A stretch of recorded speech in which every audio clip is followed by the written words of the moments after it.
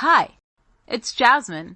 You know, that girl who did you know what way before the internet ever existed. Join me and my special guest every week as we talk about anything and everything because nothing is too taboo. So punch your ticket and get on board the Krazy train with me, Jasmine St. Clair. All aboard! Welcome to a brand new week of Krazy Train with Jasmine St. Clair. This week's guest is something a little different from the norm, but I thought he would be a very good guest for the show because he has a lot to say on the music business and his journey into it. So without further ado, here's Gene from Bullets and Octane. This has been like a long time coming. So my friend Lizzie said nothing but the coolest things about you, and I love your shades, by the way. Oh, thanks so much. Yeah, she mentioned this. I was like, yeah, we got to do this. Let's get on there with Jasmine. Let's make this thing happen. So I'm glad we finally were able to do it. Thank you for having me on. Well, I had to because you're also a transplant in LA from the 90s, and it's such a difference now. Like, what even brought you out here?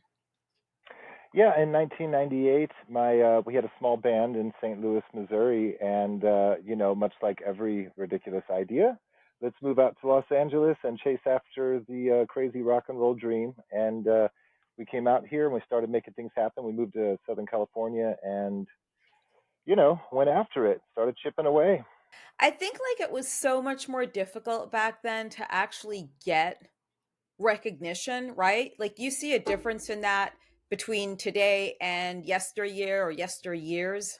Honestly, I kind of think it's the opposite because I think, back then there was a slight, like just a direct blueprint. If you knew where to go, you knew the labels you had to hit up. I mean, back in the day, I mean, if you even look back at Tom Petty's story, they showed up, went to a phone booth, opened up the yellow pages, and started making phone calls when they got here to have these meetings. I think nowadays, yes, there's an equal platform. We all have the same amount of tools that maybe, let's say, a Coldplay or Beyonce may have and stuff like that with all the TikToks and different things. We could all put our stuff out there without having a record label do it. But at the same time, you're still looking at about 100 to 130,000 singles coming out per day. That means a song per second is coming out with people's attention spans being this much smaller than it used to be. So I kind of actually seem like it's a little bit more of a tricky thing. At least when we used to say "screw the man" back in the day, the record label "screw the man," telling us what to do. Now I kind of look at it like all you really had to do was meet them, get on their radar, and they take some money and they push you down this way. Next thing you know, your poster's up at Tower Records, people are buying your stuff. But nowadays, it's like you literally have to be putting out something every single 5 minutes in order to keep people's attention. And also, they want to know when you sneezed, if you tied your shoes today, do you take cream in your coffee? Everything has to be out there to where you almost don't have enough time to do the creative stuff. Now you have to be online all the time commenting about eyebrows and shit. You know what I mean? Sorry if I'm negative, but here we are today. No, I It's a little love hot it. out. No, I'm way worse than you. You should have heard me today at the gym. I went off on someone like one of those gym influencers that had the little camera.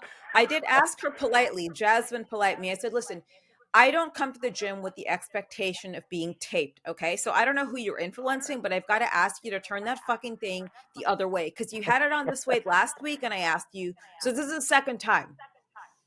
So Yeah, she goes to the I could front. tell. Well, I'm an influencer. It's like who do these people Oh influence? my Like who are they God. influencing exactly? Like even with the music, I don't think it's music today. Honestly, that's just me. Yeah, no, you're right, and I could tell right off the bat that we're going to get along just fine. This is great. No, but you're completely right. Now, I kind of like back this up, and this might just be a straight up hour of just bitching, and I love it. But I will say that it's like you look at like the Hiltons back in the day. The Hilton sisters just kind of set up this precedence of being famous for absolutely nothing, and then let's just scroll that right on down the line to the Kardashians, and then everyone kind of felt like, well, wait a minute, we don't have to look up to rock stars and movie stars and all this stuff. We could become our own, and of course, the technology gave everybody the tools to be their own stars. So they don't need to come looking for bands like myself or artists like anybody out there. They could just make their own albums in their closet for $15, download the app.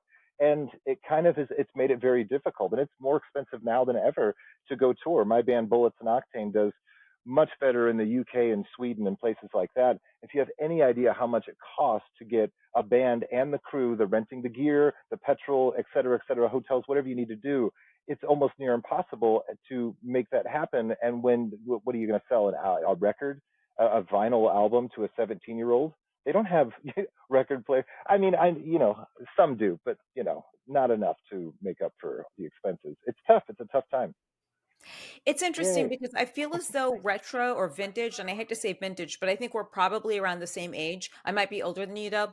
Um, they have this fascination and a sweet spot for it, like vinyls. So when I lived in Europe, and I see this a lot, there were bands doing limited edition presses of records, and these kids actually want to pick it up. My biggest pet peeve is when you see one of them, do I sound that bad? With a band shirt on. It's like name two songs. So I'm wearing my Oh yeah. Rush jersey. I have a vintage Rush jersey from like 70 something. My babysitter took me, and I wore it out, and a girl was like, "Oh my god, did you get that at Hot Topic?" No, I didn't fucking get it at Hot Topic. I went to the show with my babysitter. I had good babysitters. Yep. So it's just, I mean, maybe it'll make a comeback. Do you think some of these things are actually coming back aside from like the fake groupies or fake band fans or whatever? It's hard to say. The biggest thing, and I have all these griefs we're talking about, and the many more that could be attached to them. I realize that there. I don't think. I think the root of it. Nobody's yearning for the things that we're talking about because it works for them. Nobody wants to have these things or to change the music business and things like that. There's this man named Rick Beato who I love to follow on YouTube and social media. And if you haven't seen any of his videos, he just posted a couple last week that are quite phenomenal, kind of talking about the music industry and how, the sweat equity it took to go buy an album, to save the money, to have your parents go drive you, to sit down, to look at it, to read everything about it, who played tambourine on track three, all these like little nuances, right? And nowadays music is just such the background thing. I can't even, it's hard for me to fathom honestly that music doesn't really mean much. Like it comes free with your iPhone. Like it literally is like kind of worthless to people. I mean, if you even listen to what people, music gets big by trending behind somebody doing weird jumping jacks in the backyard wearing a clown outfit. And if it happened to be that your song was in the background of that, that's the thing that's going to push you over the cliff. Half the record labels that I've looked up to as a child, these indie record labels, they're going online and signing a lot of girls. No offense to these women, but they're signing a lot of them girls who are wearing just tape on their nipples and they don't have any musical ability, but they have 1.4 million followers. So let's give them a record deal, throw them in a studio with XYZ producer, give them some songs, and that's what they're signing nowadays. It's harder to find. I mean, and there's some great bands out there. This isn't, but overall, this seems to be what's been going on. And I'm just like, what is someone like me and what I've done? I've spent my whole life building calluses and learning all the instruments to play all the instruments on my albums and write all the music and things like that. And that seems like that doesn't have as much value, and I only complain about it because that's what I make my living from. It's not a hobby. This is what I do, and I'm do or die by it. And I hope that somehow there's a new avenue. It's not going to turn around to be the way it was, but I hope that there is some sort of new avenue where people have had enough of a certain thing being so. If you listen to the music that comes out nowadays, there's just so much of the same cookie cutter stuff. I mean, I go into any weed store out here in California, and it's the same mumble rap hip hop stuff. And I don't know much about hip hop, but I remember 1990s hip hop and rap, and that shit was good, right? But it's like I listen to the stuff now and I'm like, my goodness, anybody can be a star or an influencer, as you said, with the lady at the gym and everything. So where does that leave the people who have actually put in the work and appreciate the art of actually making great art? It's hard to say. It's hot. I'm sweating. You see, I shouldn't have taken pre-workout like as much as I did because now it's just like now it's starting to kick in even more, even though I left the gym. Okay, so with that said, right, I totally agree with you. You get these women with their like tape over their nipples, whatever. Half these people, I wouldn't know them if they bit me in my ass. Okay, so that girl who was doing that shit with spitting on a dick, Hactois, or whatever, I was doing that shit in the 90s, okay, long before her. I saw what she looked like. I'm like, you don't even look like my cat's sandbox. So I don't get it. Like, how do you find someone like that in public? And a lot of the guys that are musicians or rock stars, people want to pay to see people that look cooler than they do. People want to see people that look like stars and have charisma. Now, I was at a coffee shop in Silver Lake once before, and I promise I will never go back to Silver Lake in a coffee shop after this. Dude, it's like some guy was in there like getting photos and all this. It's like, who is that? I thought it was the barista. And I actually tried to place an order for my coffee with him prior, and he got insulted. Huh. There's no star Yeah. quality. Silver Lake. I've probably been to that coffee shop. I used to live up out there for a while. It gets crazy. But on a positive note, I realize, and I feel bad. I just want to set you guys up. I wear I'm very transparent about things. So the air conditioning is broken where I'm at the moment, and the guy hasn't showed up for a couple of days. So it has tested me a little bit, and I apologize for coming on here with a little bit of a negative thing. So to spin that, I will say July 12th, I got very lucky. This happened about a month ago. I can't believe how quick it's been, but I was on this app on my phone called TikTok. It's the kids use it. It has a bunch of pictures that come up. It's very trendy. TikTok, look it up. And so I seen some messages on there, and it happens to be. I'm like, is this really this guy? This star, this rock star? And so I'm like, well, heck, but this at this point in my career, I'm just going to say, hey, if this is really you, great to see you. Hit me up. I'd love to work with you on something. And the next day, I got a phone call from a 666 number, and it was Steve Stevens from Billy Idol. Was And I'm it? like, is this really him? Is this AI? Am I being? So I'm like, hey man, he's like, hey, I love the band. I've known of you guys for a while. And more importantly, I'm really excited about your positive videos that you post online, which I haven't really represented that well today, but I have positive videos on my social media. And I'm like, well, thanks, man. You want to hear what I'm working on? He's like, sure. I sent him something, and he was like, that's really cool. And I go, well, it needs a guitar solo. And he goes, well, maybe I'd love to play the one. And literally within 12 hours, he sends me back the track, and it has Steve Stevens playing lead guitar. And I'm like, okay, this has got to be real. And so I decided to go for the jugular. And I'm like, you wouldn't want to be in the music video, would you? Totally thinking that I'm asking way too much. I've pushed too far. And he replies back with, well, if I'm going to be in the video, I might as well play on the whole song. And I'm like, oh my God, this is going way too well. This is amazing. Anyway, he's the super most supportive, most amazing thing. They say don't meet your heroes, as they say. And he completely proves it wrong. The most humble, amazing, talented guy. And so yeah, so he flew down from Vegas. We shot a music video for it, and it all comes out on July 12th this weekend. And I couldn't be more excited, to have this legendary guy. You want to talk about music videos back in the 80s and things like that. It's like, dude, you couldn't turn it on without seeing Rock the Cradle of Love or Rebel Yell and stuff like that. So I just feel so blessed and lucky that we have Steve Stevens from Billy Idol playing on the brand new Bullets and Octane song, No One Gets Out Alive, and it comes out this weekend. I'm Yay. excited. He was like so hot. Oh my God. Like, Oh, yeah. seriously, I thought he was one of the hottest guys ever. Like Billy Idol, I met once. Okay, whatever. But Steve Stevens was where it was at because he just like rocked that so much, and just the way he played with such passion. And by the way, you weren't being negative before. We were just being honest, and that's what a lot of people do is they come here for an honest platform. Sometimes people say things they don't expect. Like this is the last thing I expected to hear was that you work with Steve Stevens. Yeah, That's a I'm big surprised I'm deal. saying it, But you're completely right. And that dude shows up with his hair on point. Like it's still just this Oh, flowing black amazingness, Like seriously, he showed up to the video thing and I'm like, I don't know. Is he going to need like a private room with Aquanet and like, eyeliner and I don't know what cuz we didn't have that. I tell you. I'm like, "Hey, there's a bathroom down the hall, Good luck." But no, he shows up. He's super awesome and ready to go and very humble and awesome. We text back and forth like every day almost about like random stuff, and he's just the most supportive. And I tell you what, I bring that up and I keep saying that not so much as like name droppy stuff more than it is at this point in my career and everything.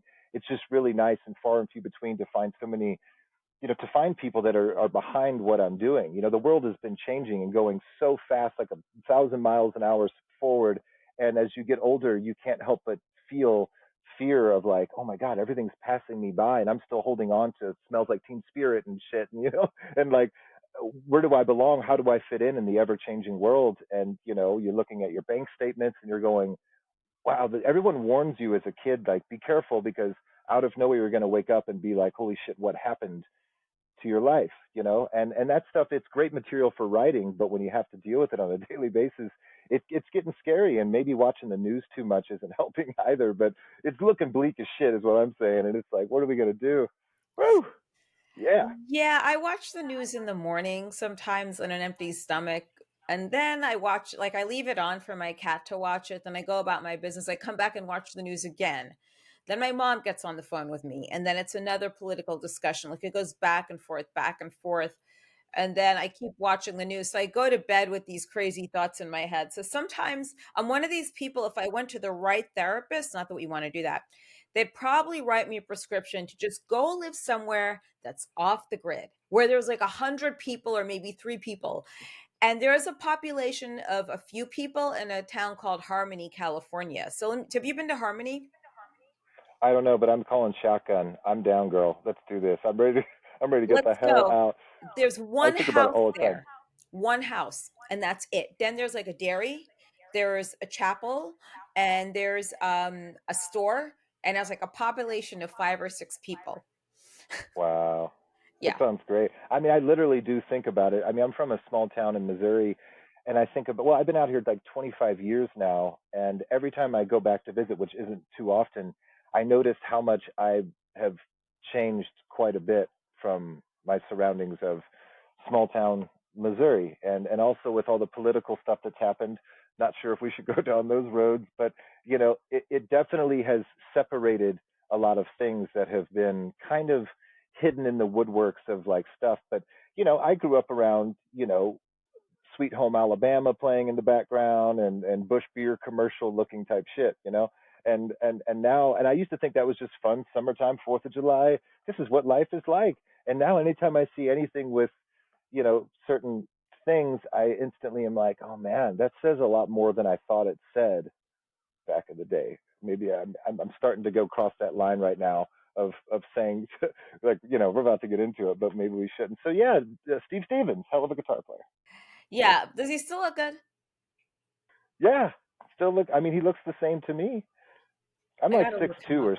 or 6'3" or something like that. So everybody looks shorter to me than you meet people, and it seems like the bigger and famous, or if that's a word, people are when you meet them in person. Like meet Sylvester Stallone or somebody, and I'm like, "Hi, what are you doing down there? What do you like? That's Rocky? Are you fucking kidding me? It's crazy."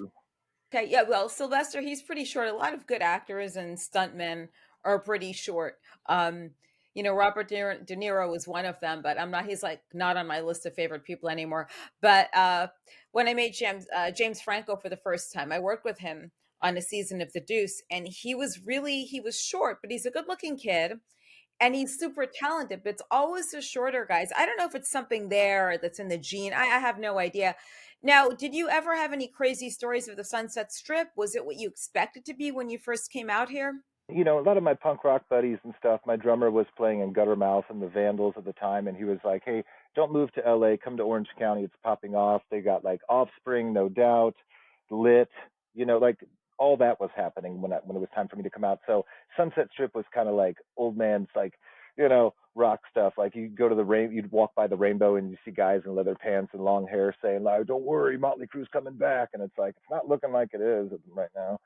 But that was so at the time we didn't really do the Sunset Strip thing. But I do know we got kicked out of a lot of stuff because our game plan was to. I came out here as a drummer, and I learned quickly that I need to become the singer and the main guy because if you're just a drummer in the band, most likely you're at the mercy of the lead singer finding heroin or finding a girlfriend, and you have to start over. So I started Bullets and Octane as the main guy and singer and songwriter. So I went hard. I went out and I spray painted the name literally everywhere on the front of Capitol Records, right in front of the Roxy and all this stuff. It backfired pretty bad. We did it in front of like Dexter Howland, the singer of Offspring's driveway, and that like really screwed us up. So I didn't really have the necessary experiences that some people did. It was kind of dying down at that point, the Sunset Strip lifestyle, if you will. Could be wrong. Yeah, it's died down. I see some guys with really bad mullets. It's like, dude, give up the dream.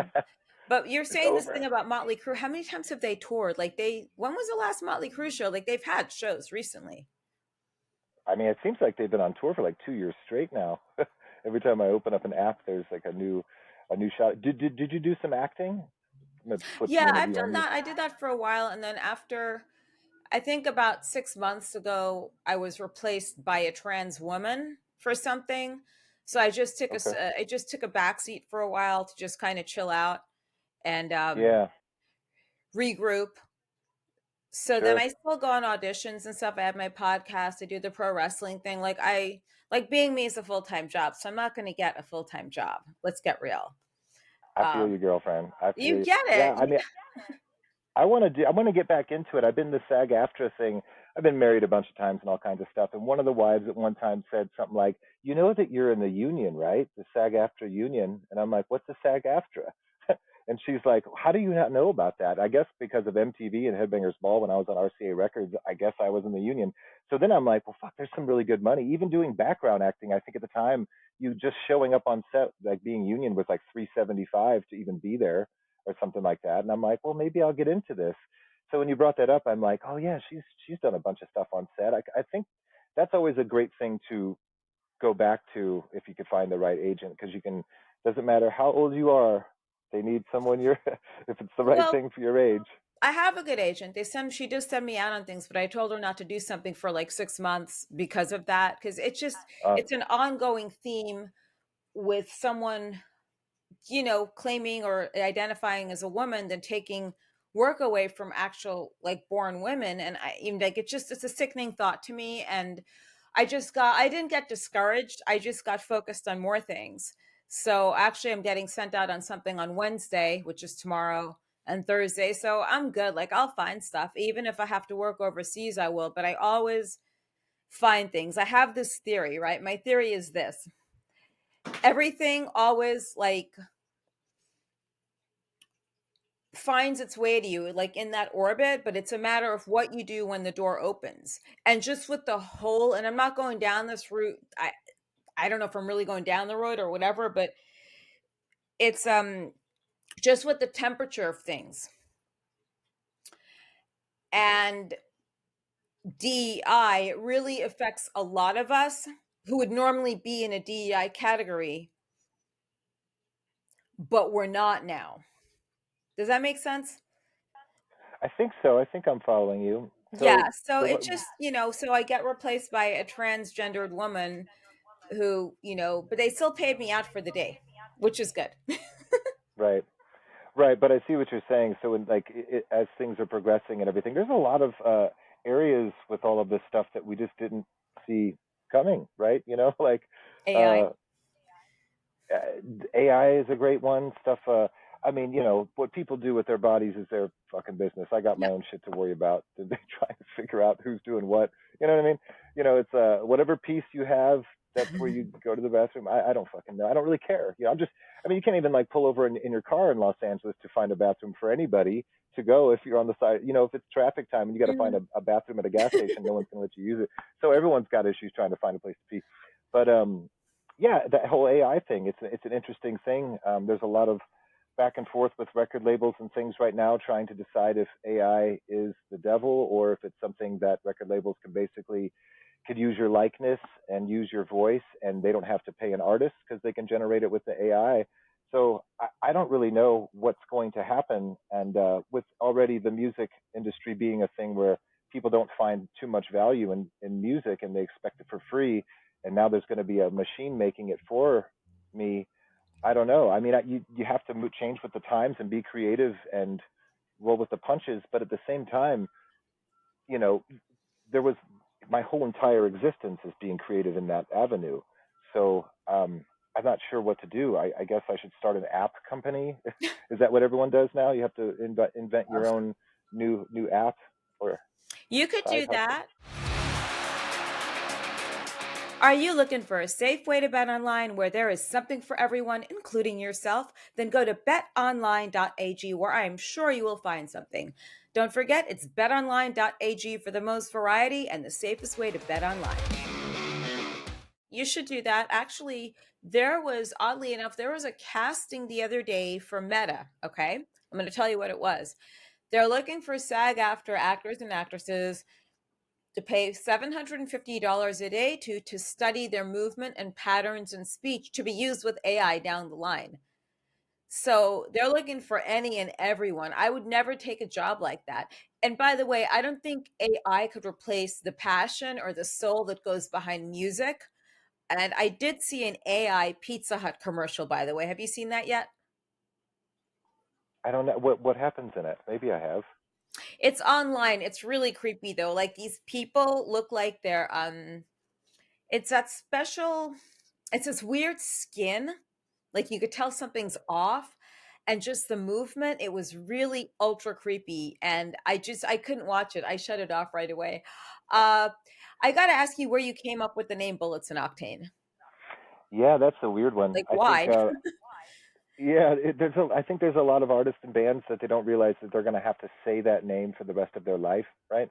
So I met some guitar player. He was working at a place called Totally Coffee, I think in Costa Mesa, and he looked cool. I don't know if he even played guitar well or owned a guitar. Sure enough, he showed up to a rehearsal, and I'm like, okay, well, that kind of works. And we need to come up with a band name. And I literally just went, I don't know, how about Bullets and Octane? And I'm like, that sounds cool. You know, I was like 19 or something like that. So in my mind, you're not thinking ahead too much. It's pretty common. I think like Billy Joe Armstrong from Green Day feels the same way. There's like Foo Fighters. I think it's like these huge bands that you know you don't realize it's going to become a. Not, I don't have the problem of being a household name, but they certainly do of doing that. So yeah, Bullets and Octane. I'm still on the fence if it's a cool name or not. It's only been 25 years, but at some point I'll decide if I'm going to keep it. You gotta keep it. So It's it's cool. It's different. Yeah. I mean, that's another thing too. You know, you're speaking about the technology and stuff and what worth is. Like you could buy followers, you could buy bots, you could buy views on your Instagram and all that stuff, but you can't fake it when it comes to things that are still important like Spotify, right? Like Bullets and Octane has hovered somewhere within anywhere between 175,000 monthly listeners to over 200,000 monthly listeners on a consistent level for years now. I don't really know how that translates over into anything of importance in my world directly, but I know that that is a hard achievement to get. It's weird because it doesn't translate over necessarily to my numbers in my social media, and it's really weird that in this business, when I have a new song or a new video and I would like to share it with somebody of importance in this music business, the first thing they want to do is go to a social media and look at your numbers first. Like that's the most important thing is how many numbers they have on TikTok. What's the numbers on Instagram? It's like, would you like to hear the song at all? You want to hear the song and see if the song is good at all? So it's a weird time, girl. I'll tell you what. Hmm. That's interesting because I'm a huge Steve Stephen fans, obviously, but I didn't know he was on any social media. Now I'll have to look him up. But I'm a fan that would buy his music, right? Yeah. So I don't know necessarily. I don't believe in this looking up followers. I've seen people hire YouTube actors for shows. There was a TV show called Aquarius. Do you know the show? It was about Charles I, Manson. Okay. So I the remember that. original guy that played Charles was supposed to play Charles Manson. It was a YouTuber. He got on the Huh. set and didn't want to be topless. So they fired him. Wow. Right. Of course. Right. So this is what you get. You're not getting the brand of people that necessarily know professionalism and know how things work because they got it so easily. It got it handed to them so easily, whereas you worked your butt off for what it was. So, what do you collectively about how many shows do you think you've played in the USA from then till now? Um, 10,000? I have no idea. We really our we did a lot of touring before COVID overseas and stuff, but as far as America touring, we really didn't do much here. It didn't connect here. It just really didn't. So in the mid 2000s is really when we were just going crazy, always circling America over and over again. But it just didn't connect with what we were doing. So overseas is where we spent most of our touring and our time. Hmm. That's interesting because I know Trivium. Remember Trivium? Yeah. I think it was one of Jamie's bands or Amy's from Roadrunner, but I remember when they first came out. Okay, maybe they weren't as big. They were with Damage Plan on a tour and all these other things, but then they went to Europe for one summer. They hit it big there. Then they came back. So I think Europe is a really good market because people there are extremely picky about their music and how good it is. And if you're over in Europe and you've made it there, it's safe to say you have great stuff going on. So Yeah, I think that's kind of how it's been since the beginning. If I'm not mistaken, I could have my facts wrong, but bands like or artists like Janis Joplin, even Jimi Hendrix and stuff, I think they went there and it kind of became the big buzz there. Then it started landing and connecting on a bigger level in America after going overseas and making a big splash there. I think that that's still kind of one of the ways that it happens for musicians and bands things. It's hard to say. It really is these days. You never know. I mean, even like 2013 or around that time, there was all my friends that were kind of blowing up and making it big, or acquaintances and whatnot. It would either be they got a song on Dancing with the Stars, and overnight that song took off, or like you said, a YouTube sensation type of thing. Like there really isn't like the direct way of doing it. So it's this huge guessing game of how can I find. I think that's why that there's finding new and young and hungry managers that have new creative ways to break through is like a huge key. Like there's a lot of old management out there that's still trying to do the old cigar way of doing stuff, and I don't think that's the way to do it anymore. I don't know. I don't know how it is actually, but Hopefully it reverts back to actual like hard work. That's like another conversation for another day. It's funny that you know Lizzie of all people. How do you know Lizzie and Mark? Do you know them from the apparel company? yeah, I mean, we kind of reconnected through social media, but I know that if I'm not mistaken, they knew of Bullets and Octane from years ago, and then we just started reconnecting and having the same circle of friends and things like that, and yeah, just having the same interests in things and helping each other, like post different things. I'll post stuff for them, they post stuff for me, and we're all kind of in the same community. So we hung out the other day at one of our shows in here in Orange County, and it was great to meet in person because nowadays you just see little faces on your screen. They're not real people. You're just like chiming back and forth on social media. But yeah, you said something there about hard work. There was this all-girl young band that had a great opportunity and a lot of money about to be thrown at them from a record label, and all they asked them to do was, you guys, you have to have an online social media presence. You have to post a few times a day. You have to do this, that, and the other. And they just thought that that was the most ludicrous thing to be asked of them, and so they turned down the deal and everything. And I'm like, oh my goodness, not everybody gets thrown these record deals these days. So what? You have to do a few posts and things here and there. That's Yeah, not a lot plus to with ask. the money that they're going to make, maybe they could have paid someone to like help them post it. Like if you shoot the content in 1 or 2 days, you have stuff for like a month or two, possibly, depending on what you're doing. Yeah. If people want to see you make an espresso, like I just recently got back on TikTok and I do my espresso thing every single morning. I haven't Okay. been consistent with it, but like I have to get back, but to where it is legit every single morning, which espresso flavor I'm gonna pick. But like it's really weird. Now there's a whole like I got more followers from it, and then he posts all the wrestling stuff. So I mean, there are things out there, and I think people have some kind of a seduction towards things that maybe existed before the internet. Yeah. You know, Yeah. like when we Yeah. had trash talk TV and all that other crap. So, Speaking of Steve Stevens, I thought I had it right next to me, but I don't think I do. He actually has a coffee line. He sent me oh, some coffee. It was like this Steve Stevens cinnamon coffee. I think it was called. That's right. It's called like Sin Omen, Sin. You know what I mean? really? Pretty clever. Yeah. So Steve Stevens has coffee. I'm gonna reach out to him because I want his coffee. Then I want him to come on the show and I want us to talk about coffee and There you espresso go. and all these other things. And I won't hit on him. Like I've never hit on guests before. That's one thing. That's one thing I really don't do. I'm very professional in that respect. But it's kind of fun in a way because I go back thinking of Howard Stern and he'd hit on girls like all the time. If you Oh, pull that shit nowadays you dude. get like a sexual harassment lawsuit so fast. Absolutely. I know. I sometimes think about, and I'm a nobody in comparison to anybody that's, these huge stars, but I just think like you can't do anything. Like you get canceled, especially being like a dude. I hope that doesn't come off. I know we all have the same thing, but a rock dude with tattoos and stuff. I like, I mean, it's anything. If I get into an elevator and there's like an attractive woman there and she's looking all timid, like, oh, I'm trapped in this thing, my body will turn away from her. My voice gets Hmm. higher, and I'll try to. I don't mean to. It's like a subconscious thing, but I'll like compliment her in a very, I guess, what sounds like, maybe a more gay tone to my voice, if I could say that anymore.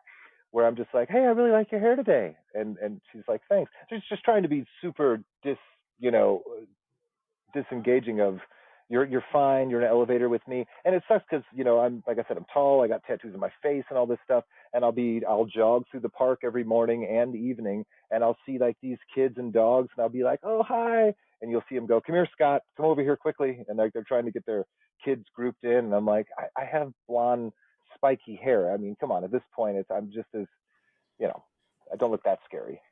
Well, not to me, obviously, but to some people you might, because you're a big white man. You're the devil, and you have the I am the blonde devil. spiky hair, and you got the tattoos. But you're an older white guy. Like with Chris Jericho, he was doing some stuff for Monster Energy drinks, and obviously you and I know who Chris Jericho is if we follow wrestling, and Fozzy as well. But you had these young girls in their 20s that he's being charming with and saying cute little things, and they reported him to HR because they Wow. didn't know who he was, and it just seemed like a creepy older guy that was saying these things they just didn't want to hear, just maybe not from Yeah. him. But he could hit on me all day. I think he's hot. Like I think I still owe him a blowjob. um so well, no, it's Well, there you go. well, he gave Yeah. $2,500 to my friend, like my friend's GoFundMe, which I think is Yeah. very generous. So I feel as though that was nice of him, but I feel as though he needs to be thanked properly. Anyway, Yeah. I'll Well, rub I mean, it's oil on nice it to for know later. now What? that if I'm ever in need of a blowjob, it only costs me $2,500. That's good to know. I'm learning a lot today. This is It's great. a This show. it's a joke between me and my friend. Actually, the producer knows who it was. It was my friend Veronica who was on the show once, and she saw the whole thing. Oh, hey, Chris Jericho gave $2,500. I said, yeah, that's really cool. That's so sweet of him. So I'm like, well, do you want to go give him a hand job or something? She's like, no, he should get a blow job. So it's okay. Like older people like myself, we don't care. Like we don't care if someone says anything inappropriate. It's just very triggering. With that said, do you find yourself having a harder time writing music without trying to say something that could trigger or like upset someone, offend them?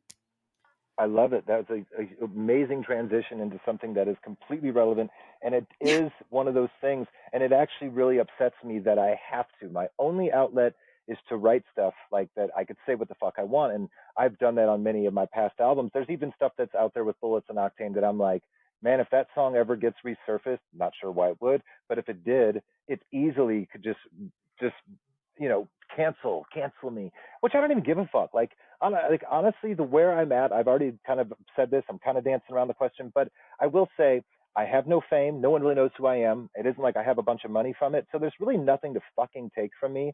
So anyone out there who thinks they want to cancel anything I fucking do, it's like what is there to fucking take? What do you know what I mean? Like what are you gonna take? What, cancel? What the fuck does that even mean? So yeah, I think it is kind of ridiculous because I'll write a rough draft of lyrics for a song and I'll go, that's what I'm fucking saying. And then I'll go, now let's be realistic and make another draft of the song of like the more, PC version. The record label's going to like this one.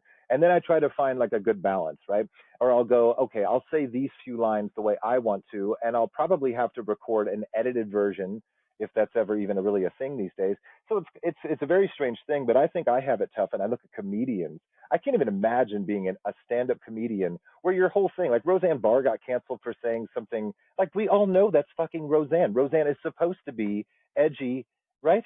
Like that's her whole fucking thing. So what are you going to make jokes about these days? Boy, my socks were really dirty the other day. Good thing I had bleach laying around. Like that's not even what is that? So you have to make fun of people. I mean, it's just part of it, and we got to have thicker skin. That's how we got our balls back in the day, right? I mean, Oh, I got picked on 100%. quite a bit.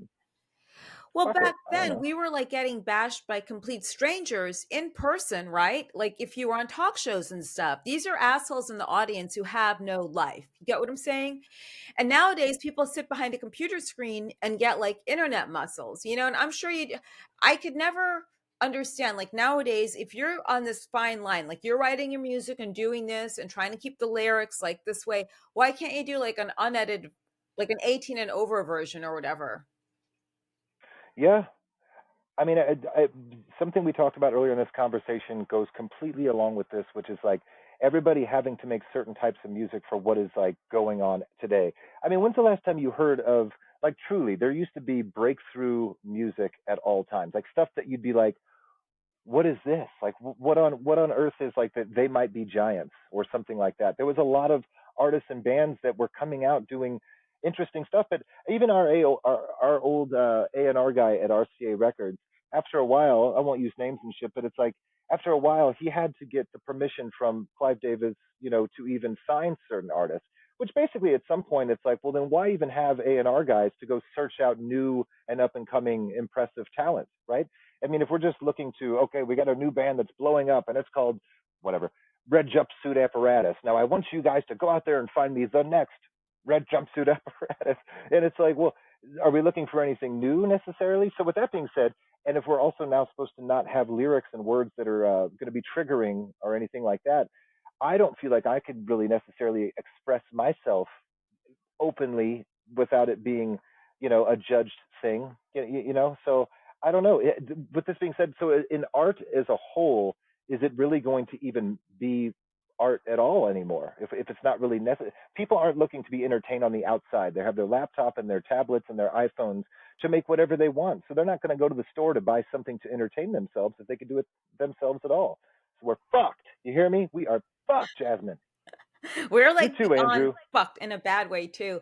But I wonder, like, do you think people might actually go out there looking to be triggered instead of be entertained? Does that make any sense? Like, I feel as though Oh, people go fuck. out there looking for something, so they say something and then all of a sudden they're relevant. Dude, absolutely. Hands down, completely agree. In fact, so much so that people tell me all the time, you need to do more controversial, negative stuff because that negative bait, whatever they call that, there's some sort of clickbait to the negative stuff, right? And I feel like if I went online and said some really inappropriate shit, and it wouldn't be that I even mean it, I just got a lot of built up fucking pent up rage, so I'd be like, okay, give me a topic, I'll spill a bunch of negative shit about it, and then all of a sudden my Spotify numbers go up again.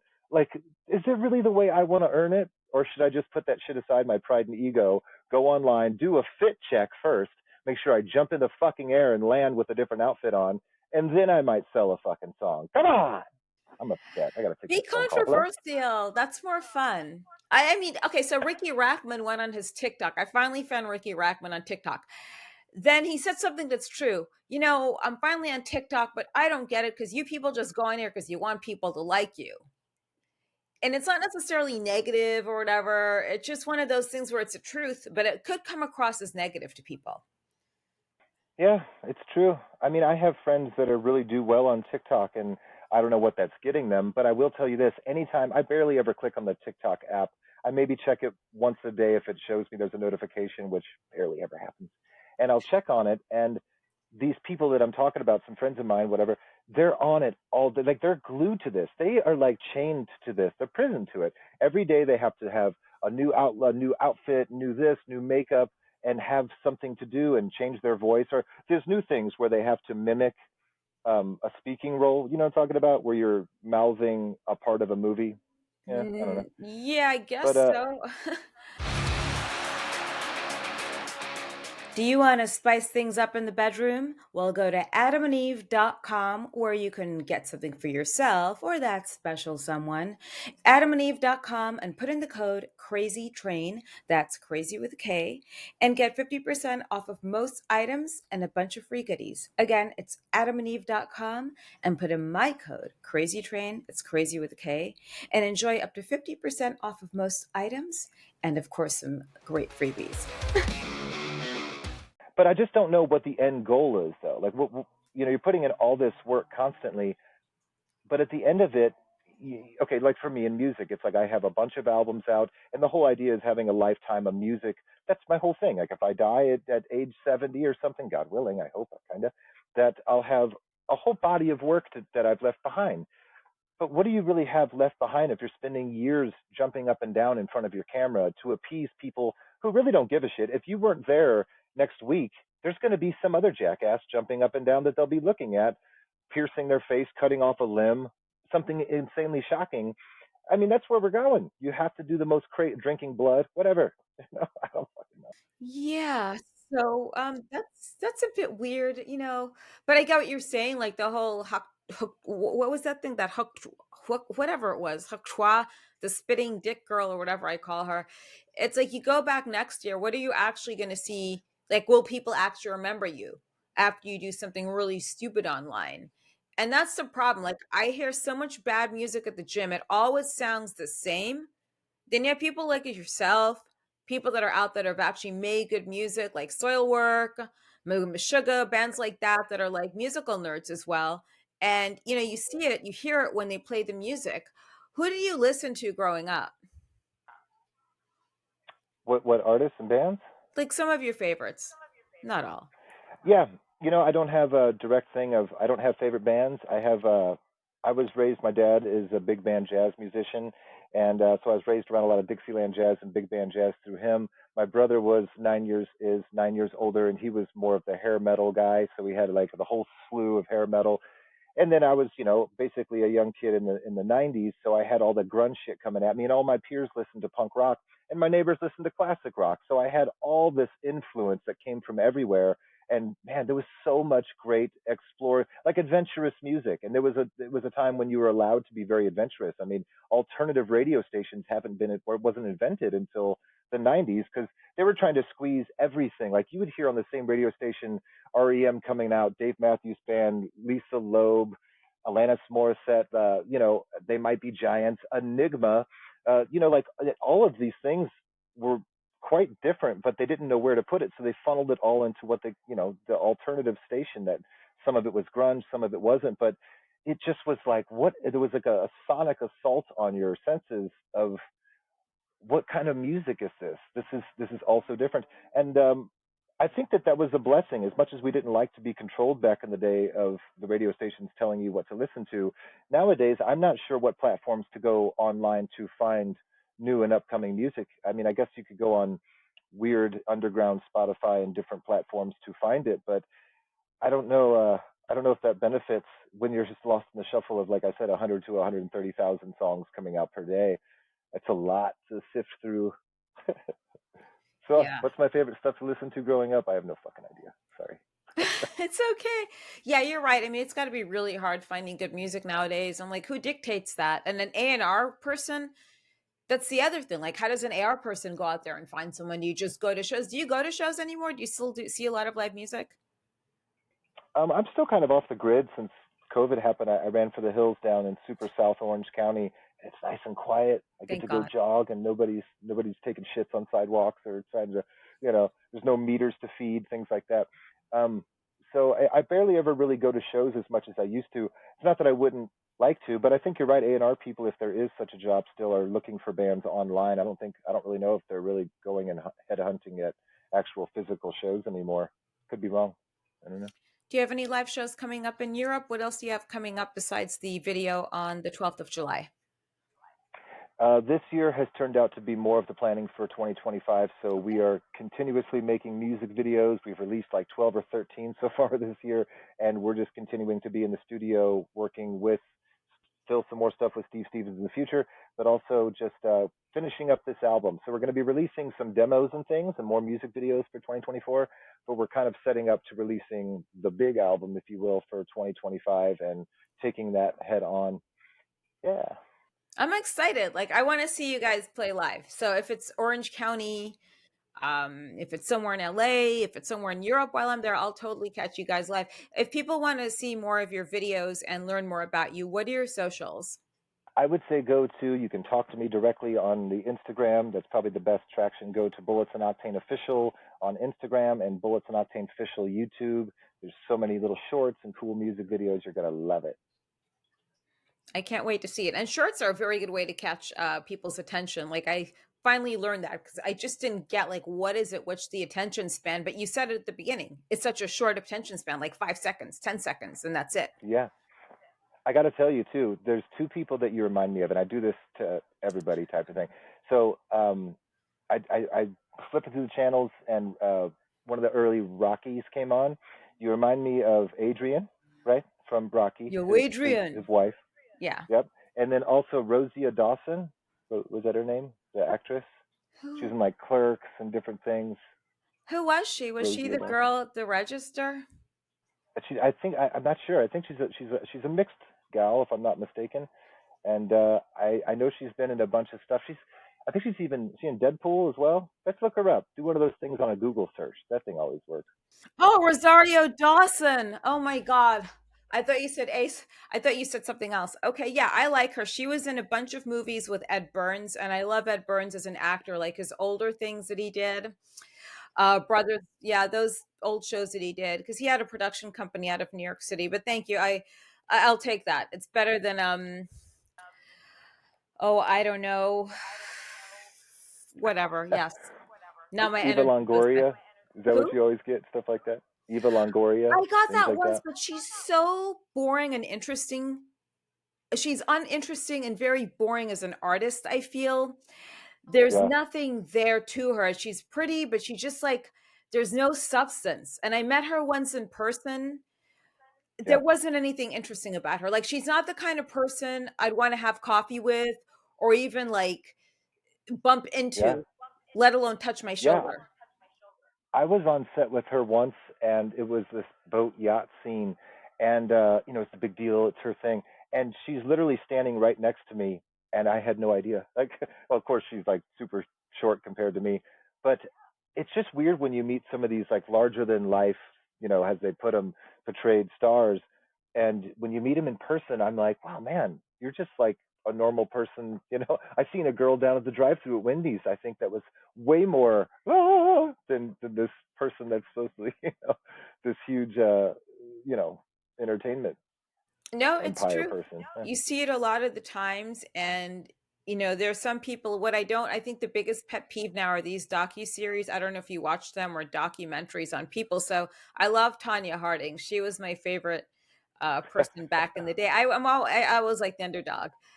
But then you have I Tanya. So if we were doing gun to your head one day, and I think like with that choice, I'd rather hang out with Tanya Harding than Margot Robbie because you're playing the character who seems like so cool and interesting and like lived all these terrible things or great things.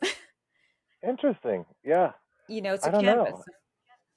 Yeah, I mean that it is quite surprising. I always find that if you get to hang out or be around or whatever, have an encounter with some of the not so famous people, like what is that? Like Jay Muse, I think from Jay and Silent Yep. Bob. The dude's a Oh, riot. Like he used to go to the coffee shop, and he's like one of the cool Buster from Arrested Development. That guy is like the best to run into, right? Things like that. But when you run into like mega famous people, they really just kind of they hibernate quickly.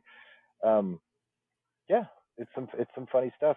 you're better off in Orange County, trust me, because LA is like filled with these people. So it's my goal to get out of this town like some point next year. Um, and like navigate somewhere that's not as populated with douchebags. But uh, Well, it would be great to have you come visit down here in. I think I'm down in Mission Viejo at the time. Come on down. We'll show you okay, around. It's going to be great. I'd love it. I really would. And let's hope the air conditioning is working that day. Thanks for thanks for hopping on and doing this. I really appreciate it. And stay cool.